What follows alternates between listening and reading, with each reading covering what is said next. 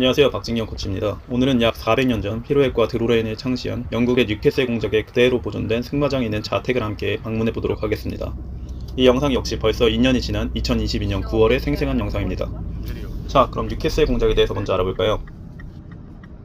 뉴캐슬 공작 윌리엄 캐번디시는 1593년 출생해서 1676년까지 살았던 영국의 귀족입니다. 이 시기는 마장마술의 르네상스와 함께 예술로서 막 꽃피우기 시작하던 초창기 시기로서 당시 영국의 대부분 승마는 헌팅이나 경마 쪽에 치우쳐져 있었는데 이 뉴캐슬 공작이 영국에서 처음이자 거의 마지막으로 마장마술을 공헌한 대가였습니다. 40년의 차이로 선배인 프랑스의 마장마술 대가 앙투앙 드 플리비넬과 같은 시대를 살아갔는데 플리비넬은 2개의 기둥으로 말을 훈련한 반면 뉴캐슬 공작은 2개의 기둥이 말을 망친다며 1개의 기둥 훈련을 선호했고 1개의 기둥을 통해서 숄더인과 피루엣 동작을 훈련하는 것을 말 훈련의 초석으로 생각했습니다. 이렇게 말의 어깨를 유연하게 하는 숄더인은 이미 존재했고 반백년이 지난 다음 세대 프랑스의 대가 게리니어가 처음으로 그것을 직선상에서 실행한 것입니다. 현재까지 뉴캐슬 공작의 운동이 실제 사용되고 있는 동작 중 하나가 바로 피루엣입니다. 그는 또한 우리가 흔히 아는 드로레인을 처음 발명한 사람으로 알려져 있습니다. 하지만 현대의 사람들이 쓰는 것처럼 드로레인을 제갈에 연결해서 짧게 잡고 말 머리 자세를 강제로 잡기 위한 용도가 아닌 드로레인을 캐버슨에 연결해서 옆으로의 구부름을 돕기 위한 용도로 개발되었습니다. 그리고 그는 물론 스페인 말들을 좋아했는데 원블러드가 없던 당시에는 대부분의 마장마술 트레이너들이 스페인 말들을 훈련했습니다. 그도 역시 말의 훈련이 자연을 따라야 한다고 주장했고 그의 책을 보면 다음과 같은 그의 어린말 훈련에 대한 생각을 볼 수 있습니다. 말의 이해력은 사람의 이해력에 비해 무한히 아래로 떨어지는데 그럼에도 불구하고 사람들이 하는 행동들을 보면 그들이 말과 사람 중 말이 더 지능적이라고 믿는 것처럼 보이게 만든다. 실제로 아이가 알파벳을 알기까지 오랜 시간이 걸리고 철자를 배우기까지 더 오랜 시간이 걸리며 분명하게 읽을 수 있을 때까지는 아마도 몇 년이 걸릴 것이다. 헌데 어떤 사람들은 완전히 훈련되지 않았거나 전혀 교육되지 않은 어린말 위에 올라타자마자 때리고 박차질을 함으로써 하루아침 만에 훈련된 말로 만들고자 한다. 나는 그런 멍청한 사람들에게 먼저 아이에게 알파벳을 보여주지 않고 때려서 글 읽기를 가르칠 수 있느냐고 묻고 싶다. 당연히 그들은 아이가 글을 읽을 수 있기도 전에 때려 죽일 것이다. 말은 아이들이 글을 읽는 것을 배우는 것과 같은 방식으로 훈련되기 때문에 말들에게 사람보다 더 많은 이해력을 기대해서는 안 된다. 말은 먼저 알도록 교육되어야 하고 그런 다음 그 지식을 습관으로 전환시키기 위해 자주 반복함으로써 교육되어야 한다. 그것은 사람이 배우는 방식과 같다. 뉴캐슬 공작 윌리엄 캐번디시. 하지만 그는 훗날 마장마술의 세대에게 말을 과하게 구부린 것으로 비판받기도 하게 됩니다. 마장마술의 최초창기 때는 몰라도 대부분의 전성기에는 말의 코를 수직이나 그 이상 뒤로 잡는 것을 금기시했으며 거의 대제와 같은 행위였기 때문입니다. 그래서 얼마 전까지의 마장마술 모습을 보면 생각보다 많이 열린 프레임에 어색함이 느껴지기도 한답니다. 이것은 근대에 와서 바뀐 것이 아니고 항상 그래왔던 마장마술의 룰이었습니다. 뉴캐슬 공작의 책 이름은 다음과 같습니다. 지금까지 단 한 번도 발견된 적 없는 오직 고귀하고 높고 권력 있는 뉴캐슬의 공작 윌리엄 캐번디시가 발견해낸 자연에 따라서 말을 훈련시키는 새로운 방식, 특출난 발명. 이렇듯 책 제목에도 노골적으로 드러나듯 뉴캐슬 공작이 스스로를 어떻게 생각했는지 그의 엄청난 자신감과 당시 귀족의 느낌을 짐작할 수 있습니다. Newcastle published his own new method in 1658, illustrated with fine copperplate engravings. My book is stolen out of no book, nor any man's practice but my own. It is true as it is new, and I'm sure it is the best that hath been writ yet. The originality of Newcastle's method came from his understanding that the horse is an intelligent creature, capable of learning and responsive to the will of a confident rider.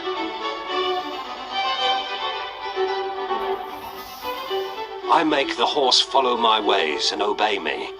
I seldom punish them with either rod or spur.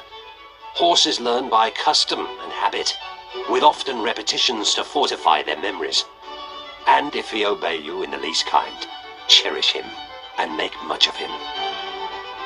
뭐 이런 느낌의 인물이었다고 보시면 되겠습니다. 슬슬 저 멀리 볼소버 성이 보이기 시작하네요. 자, 그럼 이제 그가 살았고 그의 승마장에 있는 400년의 유적지를 한번 방문해 볼까요? 함께 가시죠.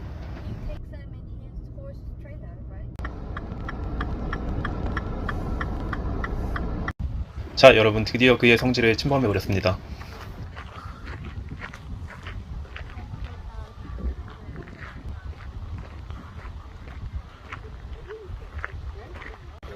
오늘 여기서 벤 아키슨 팀이 뉴캐슬 공작의 승마술을 제안할 예정이에요.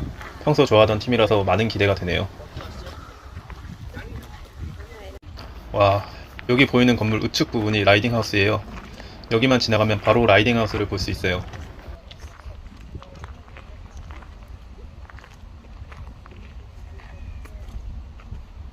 우선 기념사진 하나 찍고 갈게요.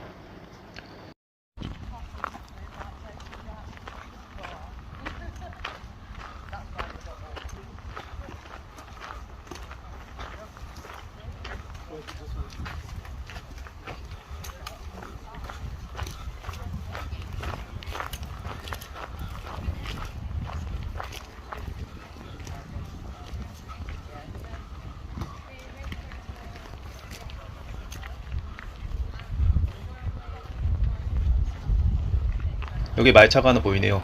벤 아킨슨 팀에서 말들 운송용으로 쓴 차량일 거예요.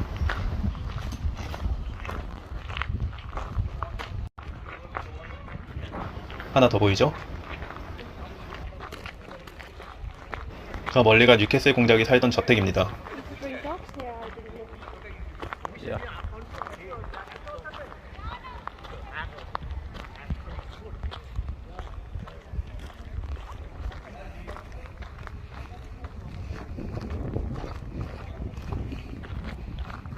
아마 이쯤에 라이딩하우스 근처에 마사가 있어야 싶은데 지금은 기념품 샵 등 다른 용도로 쓰이고 있어요. 던지세요. 지금 제가 지나가고 있는 곳은 손님들을 접대했던 식당이고요. 원래는 이 위로 지붕이 있었습니다. 여기는 여러 예술 작품들을 전시해 놓은 갤러리였다고 하고 밖으로 나가면 테라스가 있습니다. 와, 경치가 정말 예쁘네요. 뉴캐슬 공작은 평소에 이런 경관을 봤겠어요. 이런 느낌으로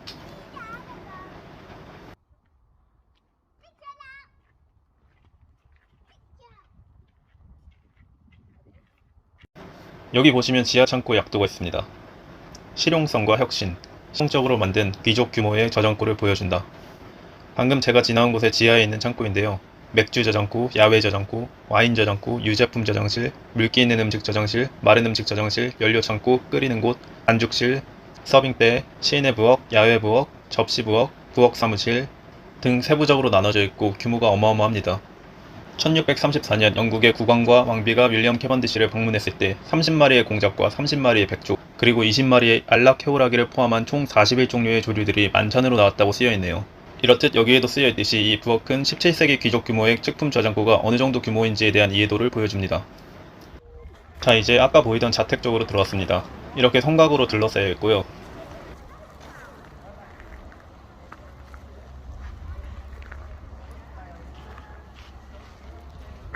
이렇게 볼서버성 전체에 대한 모형 약도가 있고요.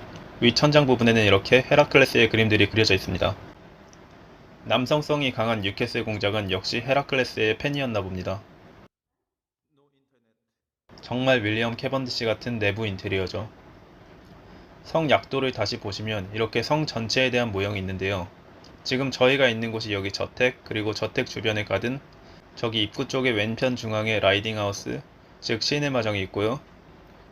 그 왼편은 라이딩 관람이 가능한 구조물, 오른편 건물은 아마 마사라고 짐작하고요. 현재는 기념품 참으로 쓰이고 있습니다. 그리고 옆 건물은 이렇게 약도에는 지붕이 달려있죠. 대체로 손님을 응대하는 식당, 갤러리, 테라스, 그리고 아래에는 식품 저장고로 쓰이는 건물입니다. 이렇게 당대에 쓰이던 복장이 전시되어 있네요. 이렇게 말 그림이 그려져 있는데 항상 말은 생생하고 화가 나 있고 사람은 말을 엄청 강하게 다루는 듯한 인상을 줍니다. 이 문은 성 내부에 있는 일반 문인데요. 당대 사람들이 키가 작았다는 걸 증명하는 듯 생각보다 정말 낮습니다. 저도 고개를 숙여야 지나갈 수 있어요. 여긴 응접실입니다. 달콤한 즐거움. 이 방의 모든 것은 즐거움과 기쁨을 위해 선택되었다. 이 방은 오감의 방이라고 할 수 있는데요. 윌리엄은 손님들에게 이곳에서 정교한 음식과 음료를 대접해 즐겁게 했다고 합니다. 위 그림들은 그들에게 섬세한 향과 희귀한 맛, 호화로운 가구, 그리고 달콤한 음악과 대화의 매혹을 즐기라고 일깨워줍니다. 첫 번째, 시각입니다. 모두 라틴어로 쓰여 있어요. 그림에는 아름다운 여인과 호화로운 장신구, 희귀한 동물 등이 있습니다.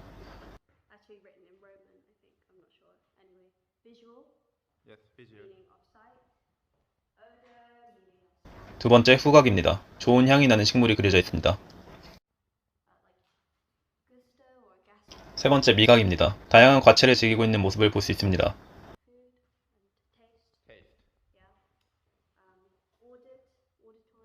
네 번째, 청각입니다. 그림에서 악기를 연주하고 있는 모습을 볼 수 있습니다. 다섯 번째, 촉각입니다. 손에 새가 있고 교감을 즐기는 모습이 그려져 있네요. 이 냅킨을 이와 같은 새처럼 생긴 이형물 모양으로 장식하기 위해서 그 용도로만 하인을 따로 고용했다고 해요.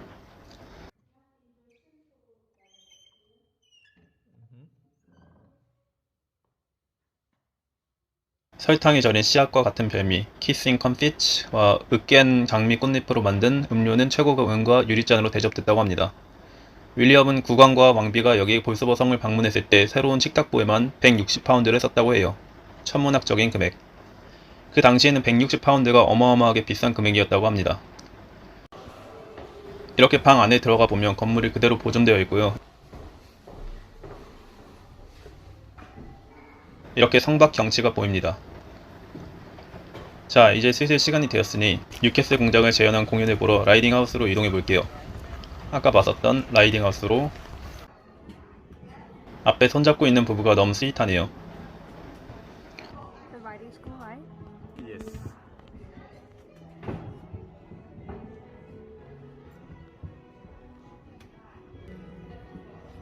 Look at the roof. 와, 드디어 역사의 그 마장에 와보네요. 실제로 약 400년 전에 뉴캐슬 공작의 말을 훈련하던 마장입니다.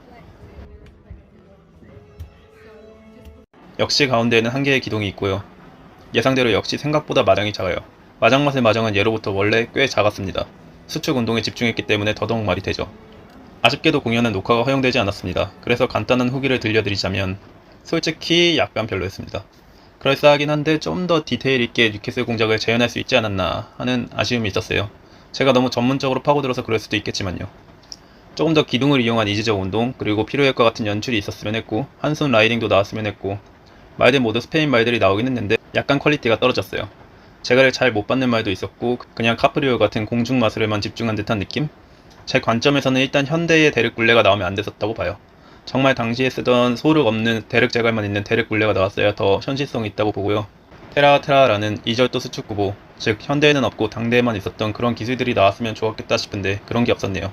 평보에서여도 괜찮으니까 좀 더 뉴캐슬 공작의 교류와 운동 방식이 보여줬으면 하는, 물론 평보에서의 숄더인과 헌치스인을 선보이긴 했지만 하프패스의 퀄리티가 좀 떨어졌고, 뉴캐슬은 이제적 운동을 벽에서 하지 않고 한 개의 기둥을 토대로 했기 때문에 그런 부분의 디테일, 제가 너무 깊게 파고들었나 봅니다. 아무튼 그런 아쉬움이 있었네요.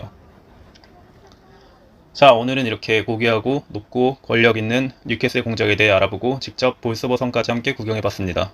그럼 다음 시간에 만나요. 감사합니다.